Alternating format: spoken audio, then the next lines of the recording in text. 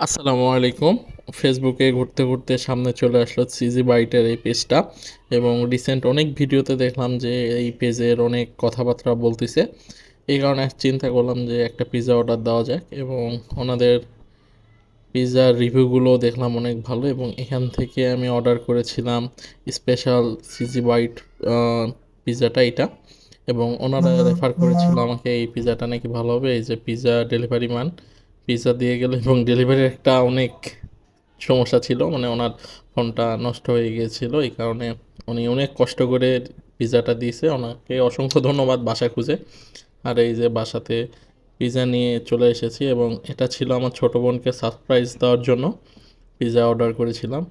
আর সে তার চোখ ধরে রেখেছে তানিমা, এবং এখানে পিৎজাটা রেখে তার এক্সপ্রেশন, কারণ সে কয়েকদিন ধরে পিৎজা খেতে চাচ্ছে, আর এইটা আপনাদের সকলের তারিফ পাবো।